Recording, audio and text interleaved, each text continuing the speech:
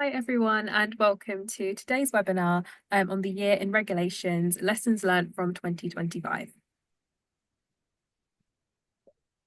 So my name is Priya Khaira. I'm the editor of Short-Term Rentals.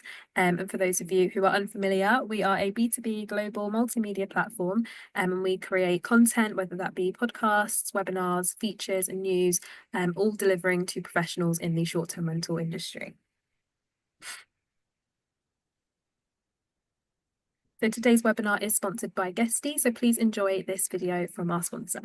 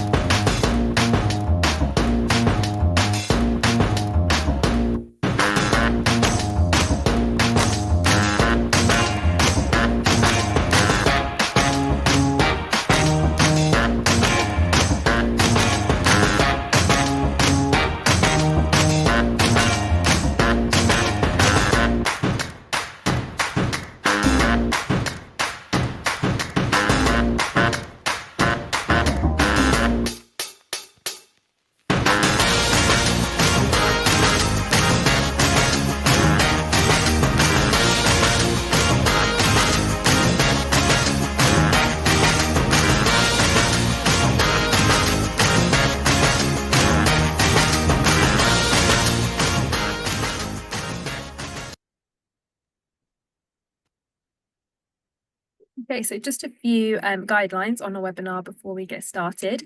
So we will have 45 minutes of Q&A with our panelists. We'll also have time for an audience Q&A at the end. So if you do have any questions, please pop them in the Q&A function at the bottom of your screens, and we'll get around to them towards the end.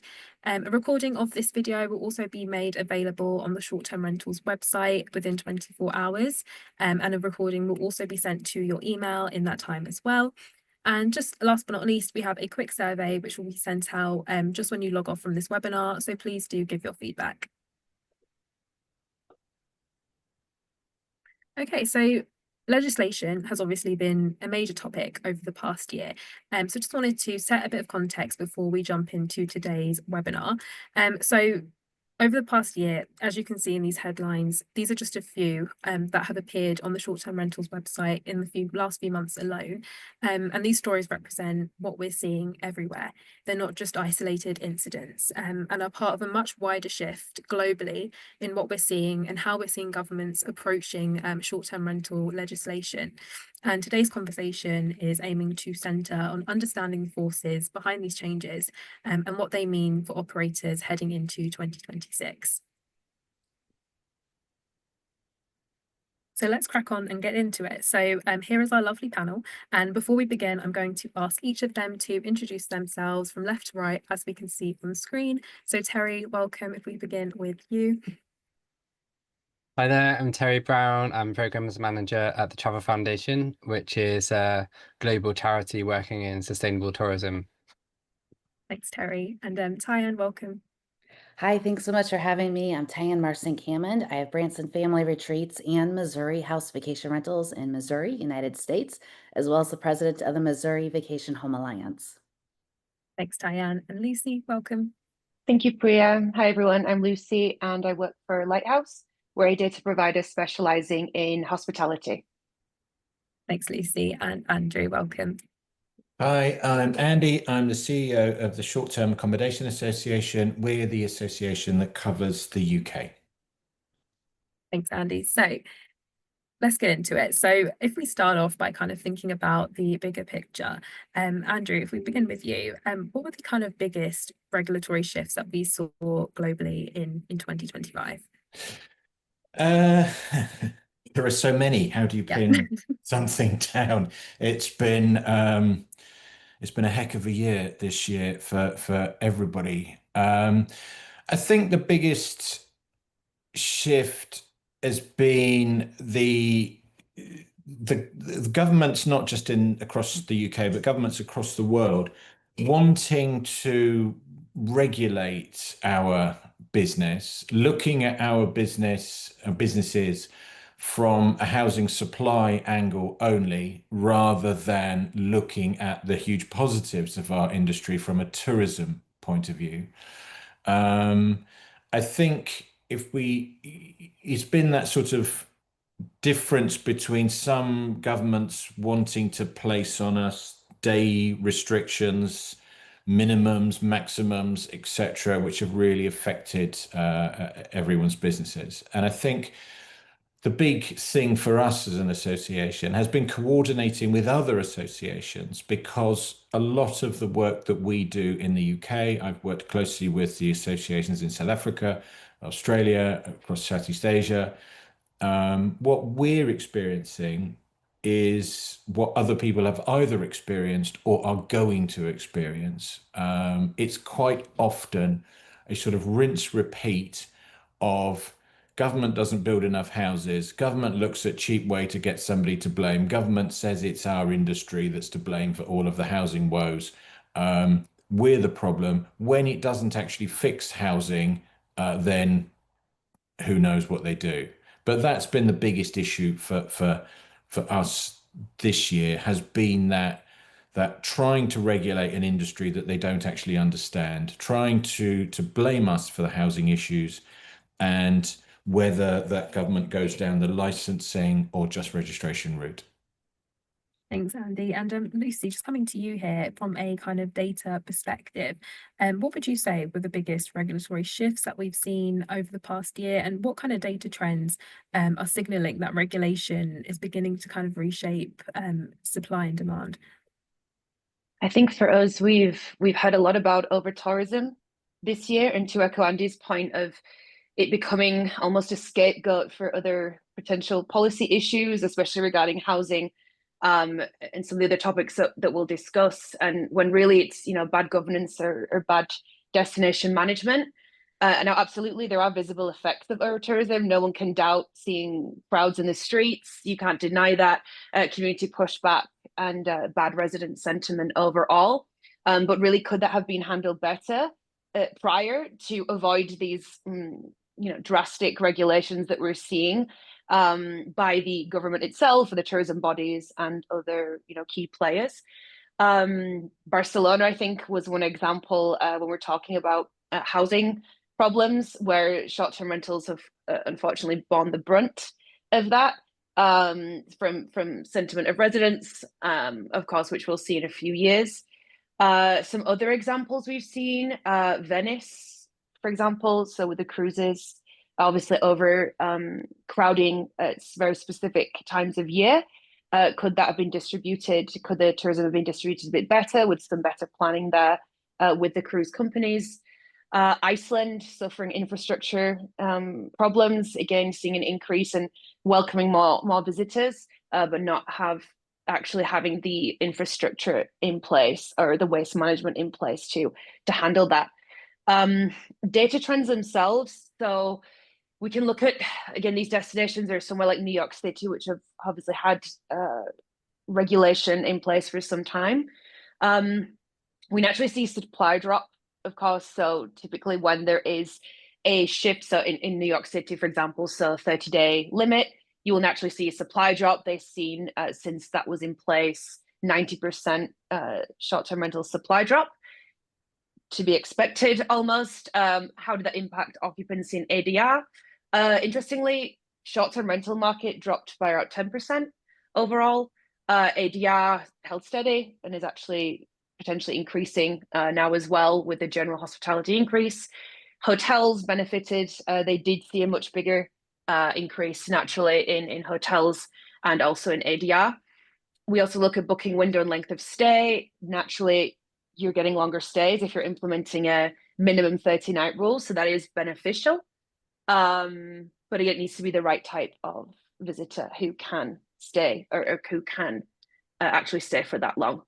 And then consumer shifts overall, again, talking about New York, visitors shifting out of Manhattan into other areas where it might be more affordable, especially for a longer stay.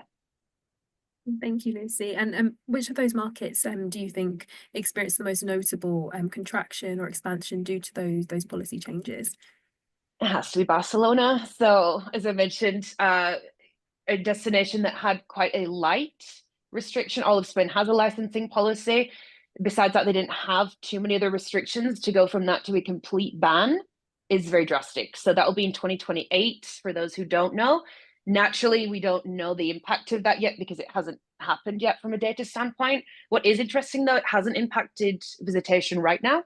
So even though we had all this news this year, I'm sure everyone saw the protests this summer and last summer as well. It didn't impact stays that much, so that's great. People still are going to visit, and we'll only see the true impact of that obviously in 2028 when that segment of the industry has been removed. Hotels naturally will benefit from that, and with already very high ADRs, it will be interesting to see how visitation overall to the city is impacted. I think some others, again, from the more, let's say, notable or drastic measures would be France as well, with a nationwide regulation for the reduction of the primary stay for renting your residence from 122 to 90 days, and that being a nationwide rule is obviously quite strong as well. And Andrew, just coming back to you here, from the STRz's vantage point, what were the kind of political drivers behind those regulatory movements that we're discussing this past year? I think universally that it's the housing issue. That's what's driving politicians doing this. We've had this sort of wave of politicians all blaming short-term rentals for a lack of house building or a lack of available houses. And obviously it's not true. Yes, short-term rentals, it's an easy way to look at a building that is used for tourism, for a holiday let. It's very easy to say, well, that could be a full-time house. It could. But any building in the built environment could be a full-time house. A hotel could be a block of flats. An office building could be this, that, and a block of flats. We've got to get politicians to re-look at how they are interacting with our industry. But the main driver of everything they're doing is that politicians, particularly in the UK, and it happens in Barcelona, have not built enough housing that people want to live in. And they are turning around and finding the easiest, cheap way to justify what's happened and say it's all tourism's fault. You look at a city like Barcelona, where Lucy was talking about over tourism, where we are the reason why there isn't over tourism. You look at what causes over tourism in somewhere like Barcelona, well, it's focusing and concentrating tourists in hotels. It's focusing and concentrating the 2.8 million roughly tourists who come from cruise ships into Barcelona every year. They don't spend any money in Barcelona. They don't add anything to communities in Barcelona. People on a cruise ship don't go to local restaurants and eat their food. They don't go to local shops and buy things they're going to cook that night, where our customers do. And our customers are spreading the benefits of tourism across communities, across towns like Barcelona. I stayed in Barcelona last year for the Scale conference, went and stayed in a community up in the side of the mountain. It was about an hour to get into town, but it was great. And we shopped in the local shops, went to the local restaurants. The lady who came in and checked us in lived round the corner. That was providing her an income. We provided the local shops income. We provided income into the local restaurants, all of which, staying in a hotel, you don't do. And that's been our biggest political thing this year, is to get that message across to politicians that actually we aren't a cheap fix. Because if you go and do what Barcelona has done and ban our industry, all you will do is put people out of work. You will close restaurants. You will cost local businesses income and money that they desperately need. And you won't solve the housing crisis. And the biggest thing, and that message that we're putting out there is slowly working. And lots of politicians are actually realizing, well, gosh, if I do this, it's not going to fix the problem I'm saying that is happening. And politicians, like everybody, they want to keep their jobs, they want to get voted in at the next election, and they're all becoming aware of the fact that if I do go out there and I blame short-term rentals, I'm not going to get away with this for long, because people are going to realize when this ban comes in that actually these guys weren't to blame and somebody else is. And that somebody is the fact that we haven't built across Europe enough houses for enough people of the type that people want. And yeah, this sort of political shift to just simply sort of knee-jerk blaming people for headlines, it's something that happens across the world. We are dealing with it as an association. We're dealing with it as associations across Europe. But it takes time. Definitely. And kind of speaking on that, communication with politicians, as you mentioned, how well do you think that policymakers are engaging with industry stakeholders when it comes to shaping new rules in the face of these kind of pressures and this narrative that is surrounding the industry as well? How well do I think policymakers engage? Badly. I don't think they do at all. I don't think that our industry, our sector, it's, people perceive us as being new because the way to access our sector is new. The way to access holiday lets has changed in the last 10, 15 years, that we now access it via booking.com, Expedia, Airbnb in the main. That obviously you can book direct, but in the main, people access through the OTAs. But our sector's been around for 30, 40, 50 years. I remember as a kid going on holiday in holiday lets, my mum would find the adverts in the paper. So our industry isn't new. It's old. It's been around for a long time. But politicians have only identified that in their heads, they think we're new. They think we're a new industry that's just come along and disrupted all the housing policies without realizing that actually going and staying in self-catering accommodation in Spain, the UK, South Africa, wherever it is, has been around for generations. So we aren't a new issue, but they don't understand that we aren't a new issue. We are a new positive in that more people can access our industry, and that has caused a growth in our sector, which politicians don't understand. They don't understand that you can't legislate to tell people where they have to go on holiday.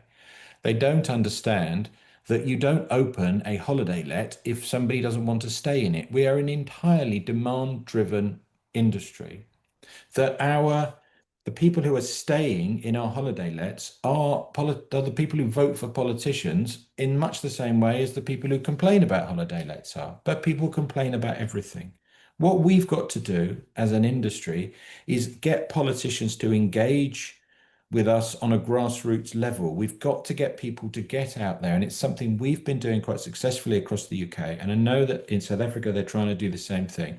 You get out there, you talk to politicians in the constituencies where they live, show them property managers, show them hosts, show them businesses in our sector that are benefiting in their areas from our industry. Show them the number of people who stay in your holiday let and go and shop and eat in their constituencies, and they understand the benefits. And that is changing. But it's hard because they see us as new, they don't want to talk to us. Because they see us as this sort of threat, they don't want to talk to us. The whole tourism industry with hotels sees often that we are a threat to the hotel industry, but we're not. We're not a threat. We're complementary to the rest of tourism. If we can get the tourism pie to be bigger, we all get a bigger slice. We're not taking away from what other people do. We're adding to it. And that's the message that we're trying to get to politicians and the tourism industry. And it's been hard, but we are slowly getting there. I have to say, I am much more positive about our industry now than I was this time last year. We have had we've had loads of issues that I'm not taking away from that, and there's lots of problems that we've had. But the underlying thing of getting through to politicians and the way that we as an industry are interacting with politicians is infinitely better than it was even a year ago. And I think that next year is going to be those conversations that we've had at a grassroots level are beginning to work. We've got a bank of politicians across the UK, across Europe, who understand the benefits of our industry and how many people we employ. And we are being recognized actually as not people who are affecting the housing market, but people who are bringing thousands and thousands of jobs into coastal and rural areas across not just the UK, but across Europe and everywhere. And that's been hard, but we're getting there. May I, Priya, add? So what you had asked about how do we get more involved with the politicians, they don't know. As Andy said, they do not understand our industry one single bit. When we're working in the state of Missouri to pass some legislation, and we almost got it through last session on our first try. And what I found is the politicians, they only have 5 minutes to understand what your issue is and why it is so important to you. So being able to interact and to deliver your message with them understanding it in such a short period of time is so important. The other part is when we were sitting in the Senate committee hearing and before the senators, and they're looking at us like, well, I just went on holiday and spent $3,000 for a whole week. You guys are making lots of money.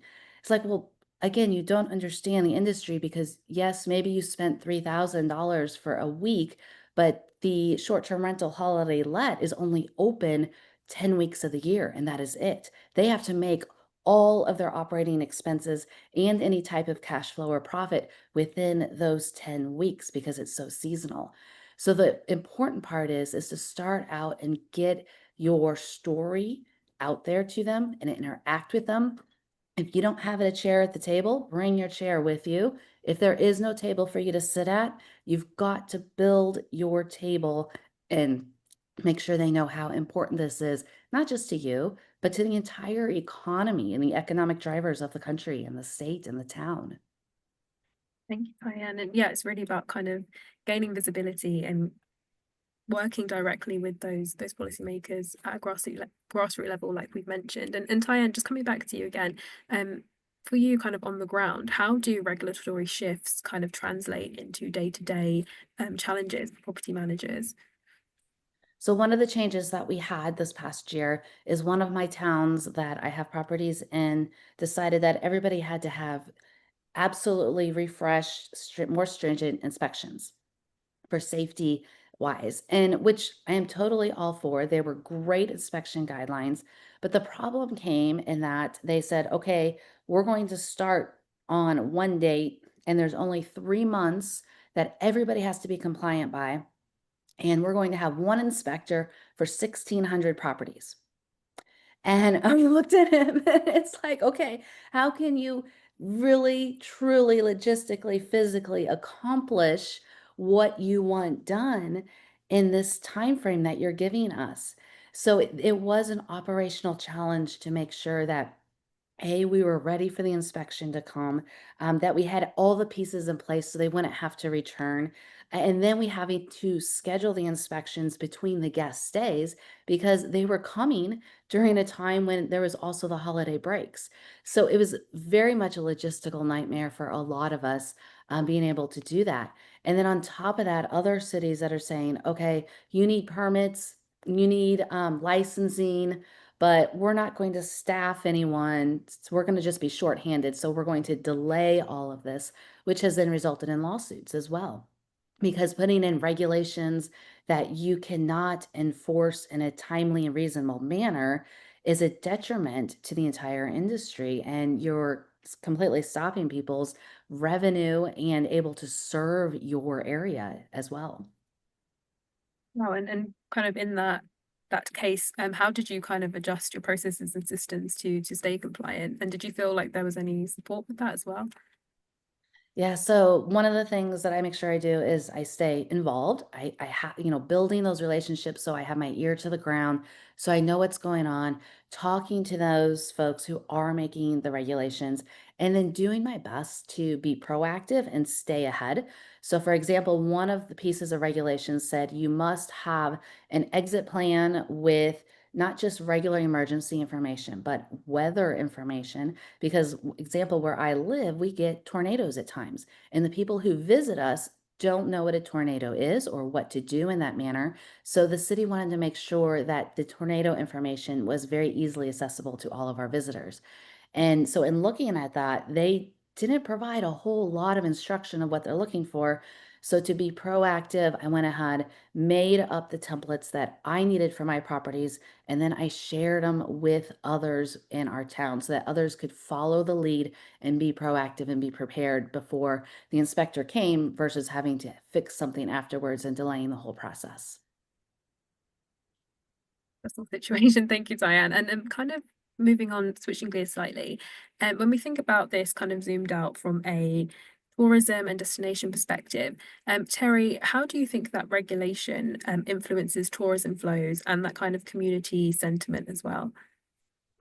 Yeah, it's clear has an influence, and that regulation influence it, but it just moves it around. It doesn't necessarily make, as Andy was saying, it doesn't reduce the demand. It just shifts where tourism's happening. Because in terms of the flows, if you look at the cities that have already been mentioned, you know, Barcelona, Amsterdam, New York, also in Canada, where the rules have been tightened, then the system adapts. So where there's the outer districts that aren't regulated, then you see growth there, or in smaller rural towns where potentially is going to create the same issues.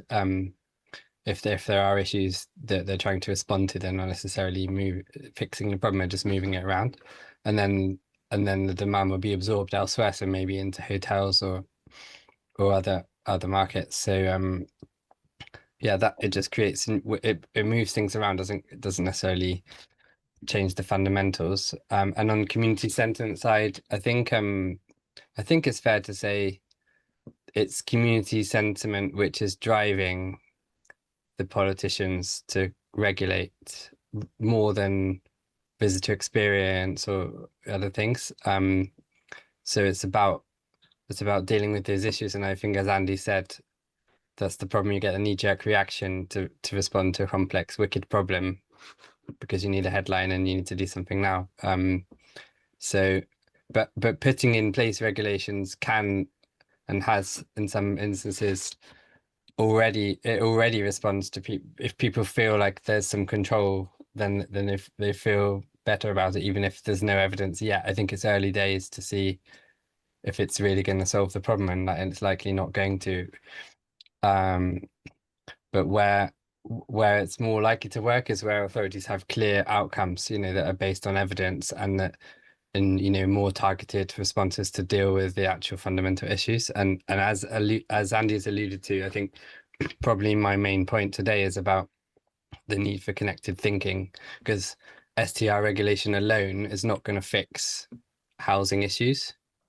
You know, so treating in isolation is never going to work. So it needs to be connected, and that, I think, I mean, most of our work is about that. It's about getting people to work together between public and private sector, or just even within the public sector between the town planners and those that manage energy and those that manage tourism, because not everyone understands each other. We find ourselves moderating that discussion, which is was what's needed, basically.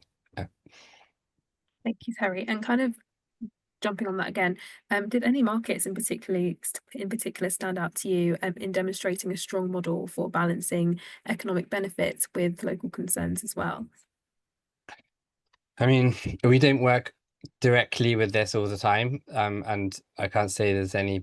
I don't think there's a perfect model out there that I've seen, and it seems early days to see what's working or not. The strongest approaches are when it's combining housing and looking at also labour, because it's another issue, and infrastructure.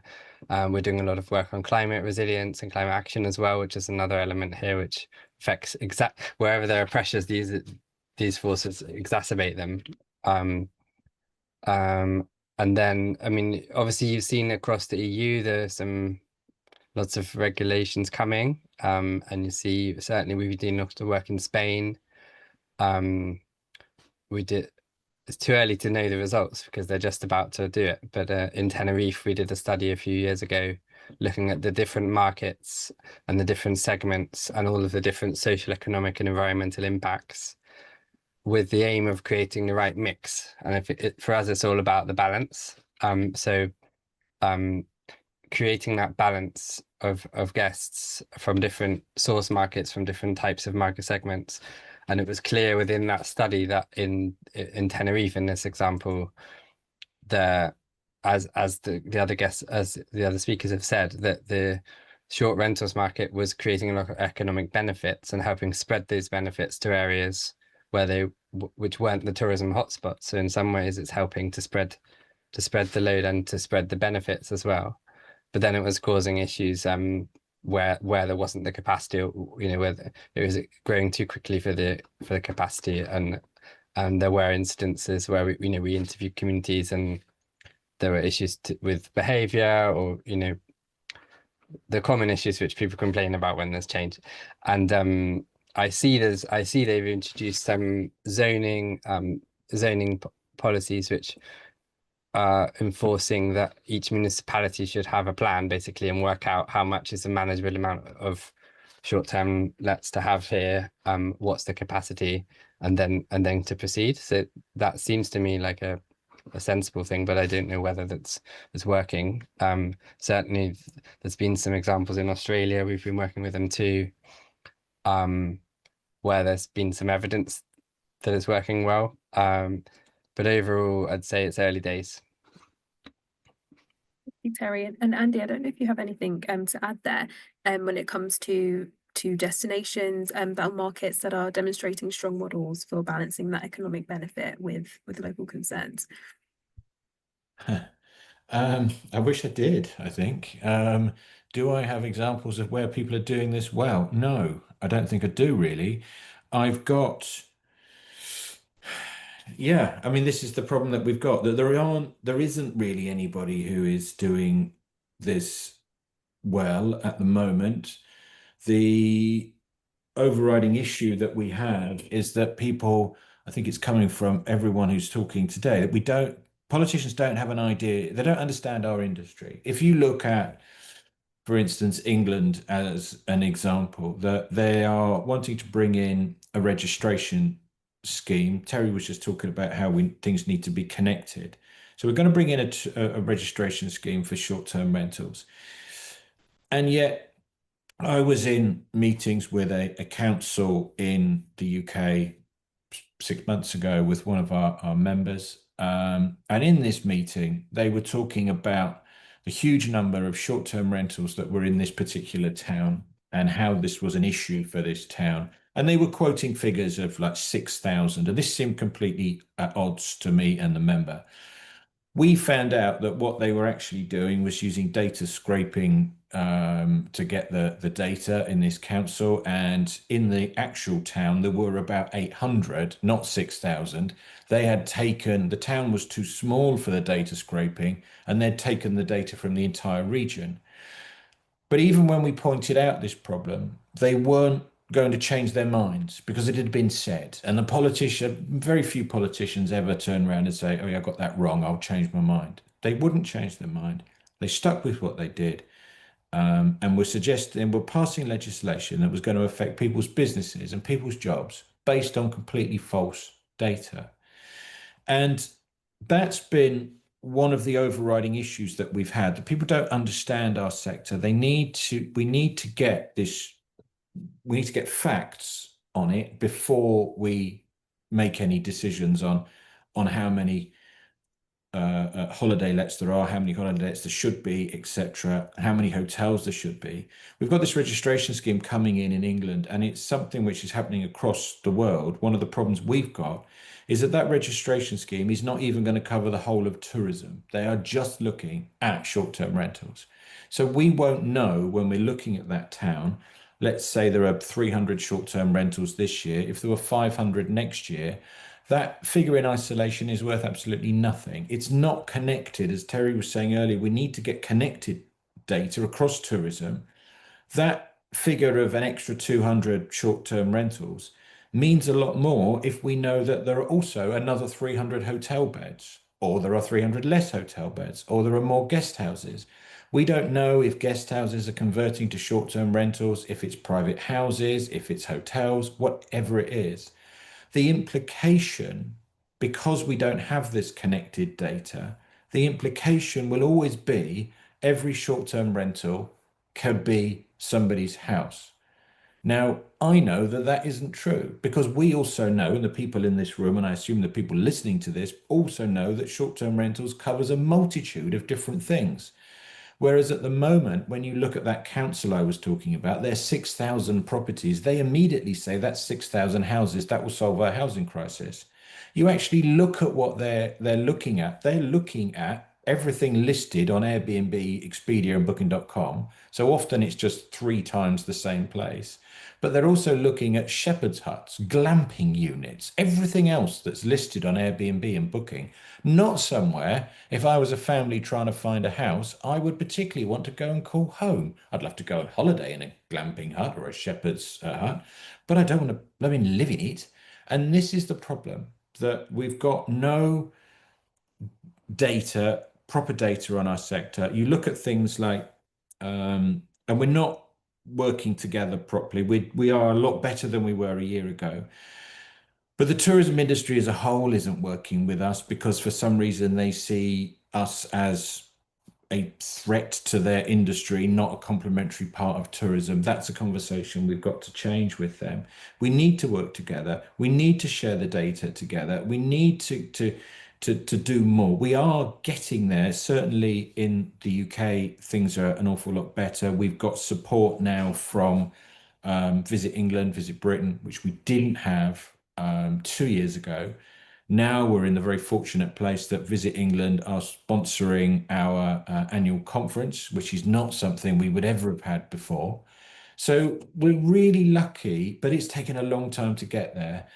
And the problem that we've got, obviously, is that the issue for people's businesses is happening now. One of the things that I know, because I've been out there, I've worked in tourism for 25 years, is that yes, you have hotspots of over tourism, but for most people in our sector and across tourism, you go and ask them if you own a hotel in a coastal resort in Spain, in the UK, in South Africa, in March, is your problem over tourism? No, the problem is a paying the mortgage problem. It's not over tourism. Our industry needs support and help.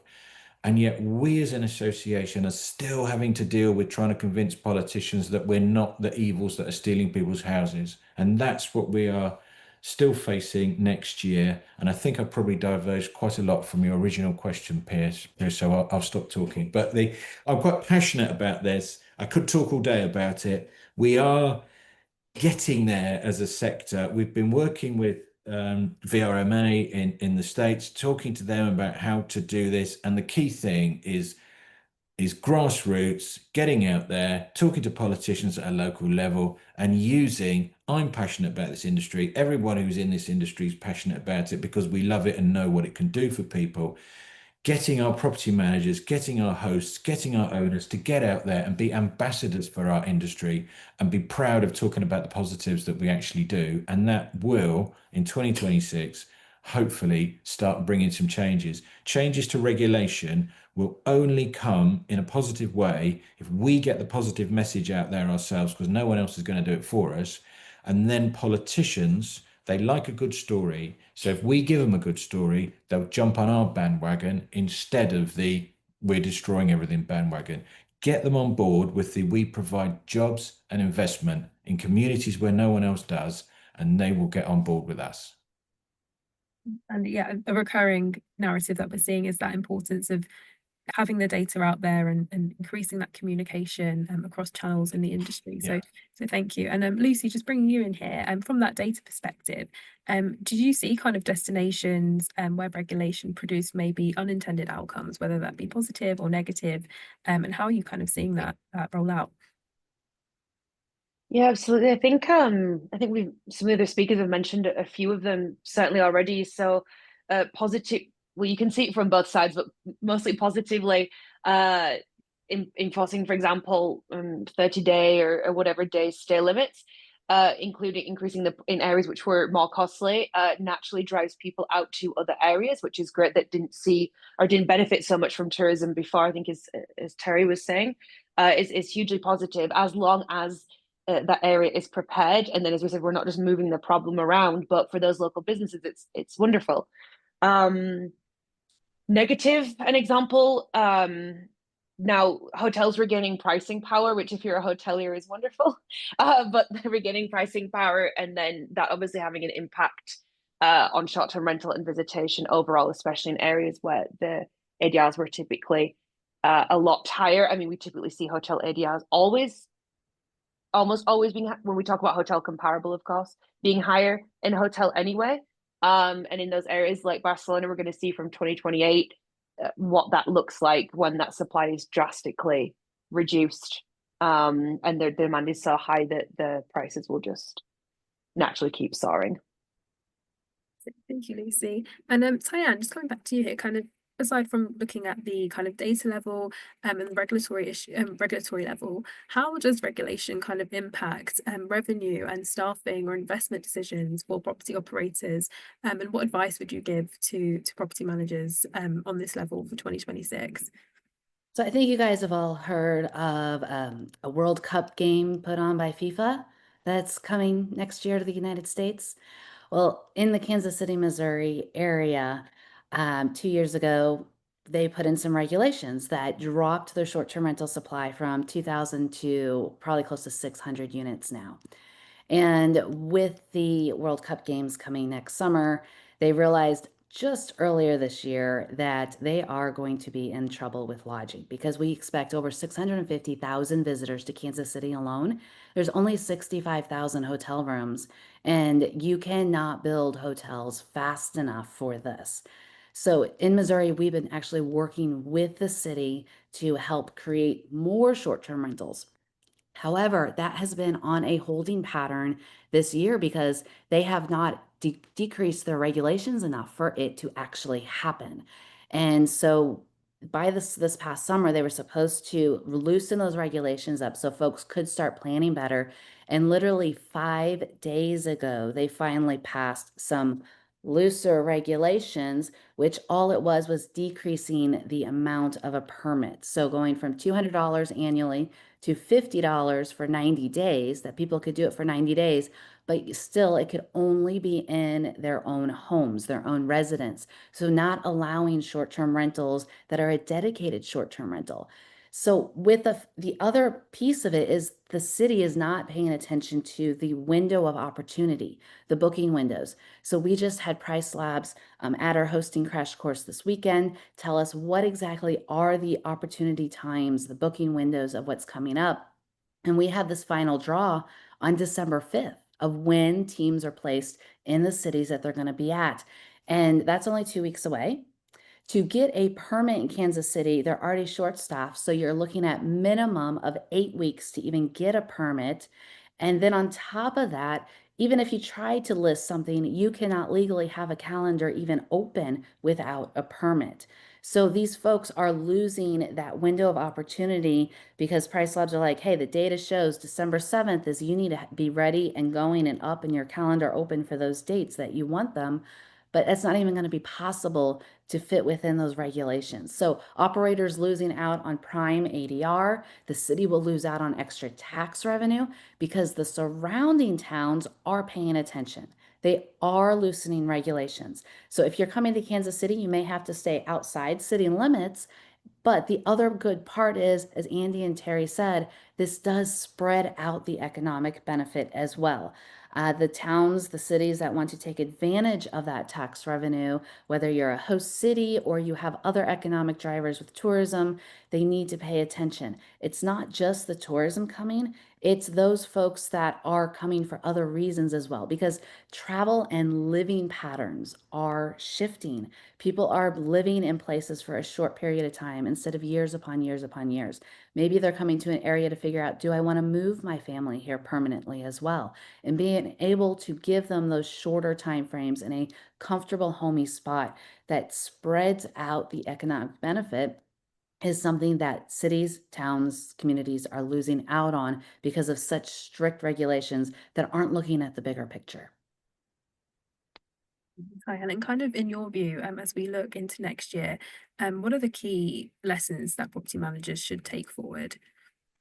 Well, regulations can change. Yeah. They can become tighter, but they can also become looser. And so operators should always be connected and listen to the conversations happening at the various levels of government. Make sure they are within that conversation. They're part of that conversation, that they're collaborating with others. They're talking, as Terry said, and Andy, it's like we're too much in silos. We need to be connected and showing that full story instead of just the different aspects. One of the things we're doing locally in one of my towns, because as Andy's mentioned, you got to put the positive story out there. So what we've started to do these past couple city council meetings is showing up for the public comment section. It's right at the beginning. This is the section of the meeting where usually people come air their grief to the city saying, hey, what I hate this, please fix this. But instead what we're doing is we're bringing our guest reviews and sharing our guest reviews with the city council of all the positives of people coming, why they're coming, what type of groups are coming, so they can get these firsthand stories of what is truly positively happening within their area. Diane, and I'm just going to throw out a couple more forward-looking questions to the rest of the panel before we jump into these audience questions. So, Lucy, coming to you, what kind of early data signals should operators look for in 2026 to kind of stay ahead of regulatory loosening or tightening, as we've discussed? So naturally, I have a lot to say on this, but I will be quick. So we obviously advocate for data-driven decision making, whether you're a professional operator, as we've talked about, getting the data, not only your own data and using it in a positive way, as Tian said, but also understanding market dynamics overall to understand where you fit in. We at Lighthouse also do work with tourism boards as well to advocate for this exact reason, to show them, as Andy said, there is often a lack of data, and especially in the correct context. So supply and demand being a very obvious one to say, but probably the most influential. Is there enough supply in the area to support the demand that we're seeing, and the right supply as well? As we've talked about, there are other supply types such as cabins and not yurts and these kind of things that may not be relevant to the discussion if housing crisis is actually a known issue. Benchmarking, absolutely. So again, looking forward, do regulations being discussed or being talked about? Can we look at another destination that have imposed those, and how did it work out for them? What are they seeing since that happened, since that date? Is that going to be a good fit for our destination? Are we similar enough? And what do we expect? Loss of tax, all these kind of things roll into that. Potential revenue, obviously, again, from taxation. So it's all well and good to limit or to restrict, but what is the expected economic impact if that were to happen? And again, this is looking backwards in history is important, but mostly looking forwards as well, especially when we're talking about demand, not only of, okay, well, pacing, right? So what has already been reserved, what did we see last year, the year before? Are we seeing a sudden spike or increase in demand that would give us thought that next summer we're going to actually be an even higher occupancy that might bring up some of these potential issues that we've been discussing? Thank you, Lucy. Thank you for condensing that. That was really interesting. I tried. And Andy, what kind of practical steps can operators take to kind of build resilience moving into next year? Resilience in terms of in dealing with these regulatory changes, and kind of what advice would you give property managers kind of dealing with? I think what advice I would give to any property manager on this is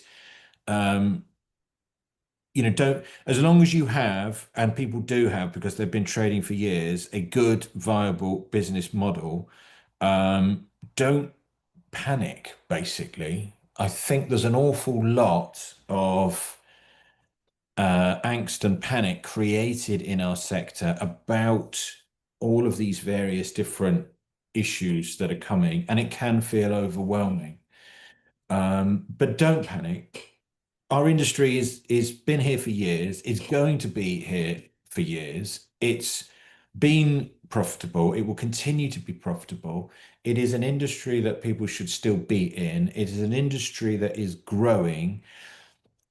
It's changing, and tourism has always changed. The tourism industry that I joined 25 years ago is not the same as the one it was 10 years ago, 15 years ago, or now. Tourism is a dynamic and changing thing.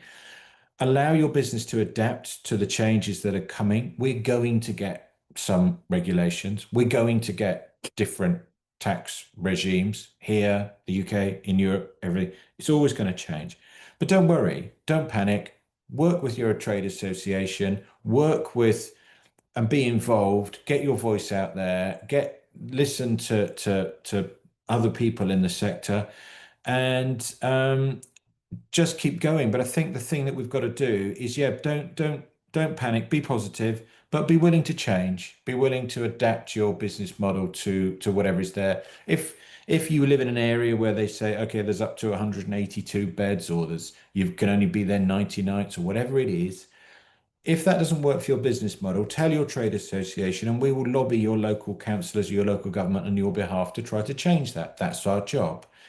But also, adapt your business model and maybe work with your trade association to work out, okay, this is the regulatory environment we're in at the moment, and changing legislation doesn't happen overnight. It takes 18 months, 2 years, if not longer. So adapt your business model to what you've got. There's no point, I think that phrase, I hate the phrase, but don't throw the baby out with the bathwater. Don't talk your own business down, because the reason why our business is notionally disliked by people in politics is because it is so massively popular with the people who come and stay with us. And that's what you've got to remember. Your business is out there providing holidays and vacations and stays for families across the world, and they're doing it because they love what you are doing. And keep remembering that. Don't remember and don't think about the negative that politicians throw at us. That's my job to deal with. Your job as a property manager is to do what you do, which is provide fantastic holidays and experiences for people, and keep doing it. Andy and Terry, coming to you, what kind of direction do you expect destinations and say policymakers to kind of take in 2026 when it comes to regulating tourism and short-term rentals as well? Well, firstly, like we've been saying, STR policy isn't just tourism policy. It's also related to housing and planning and community policy. So it needs to be designed with that lens. Easier said than done, but that's what we need to work towards.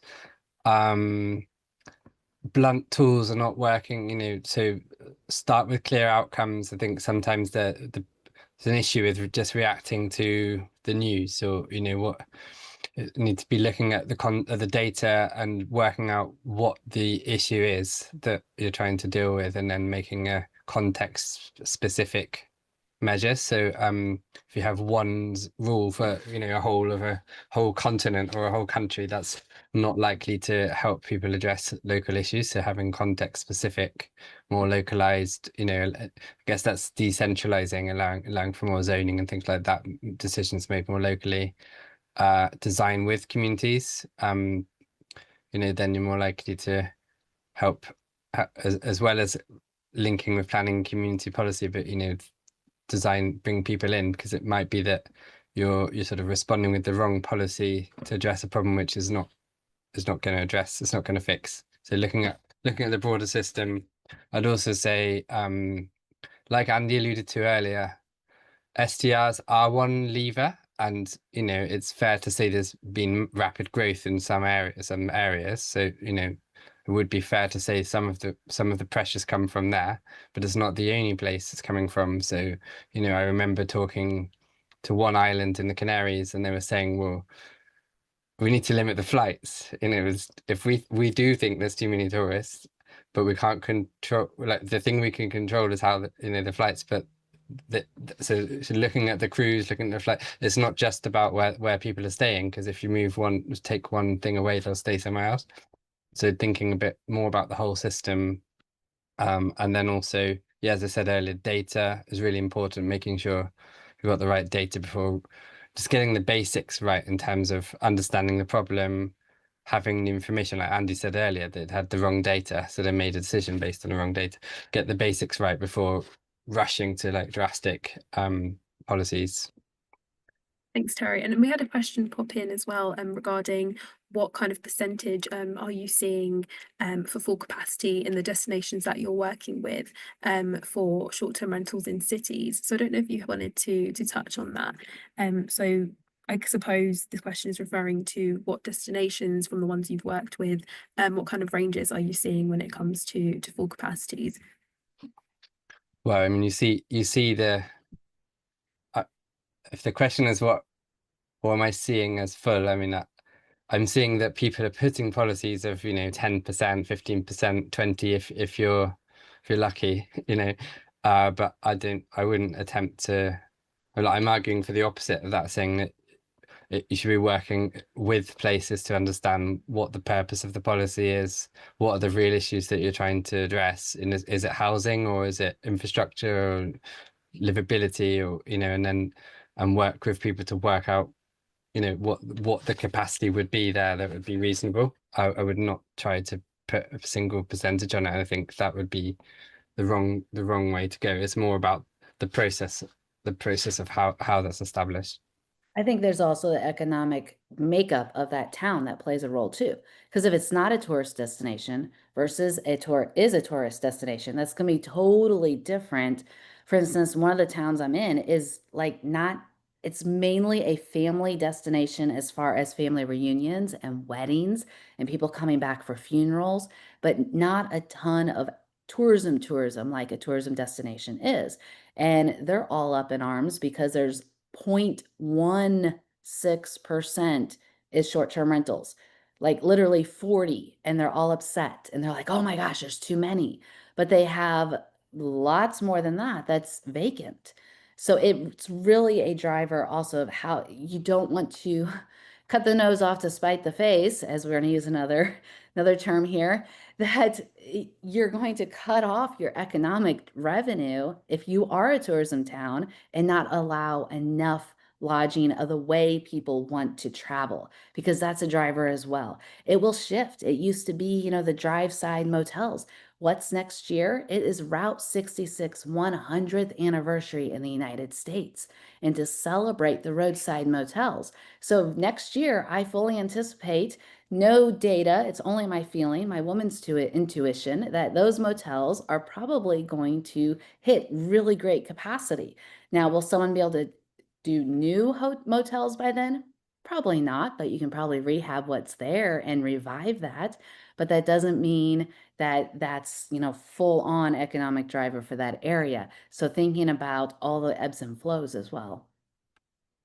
And we have got one question that's come in. So if we can squeeze it in, anyone who wants to take it, regarding what types of negative regulation trends are you seeing now that we need to watch for besides bans and max day rentals?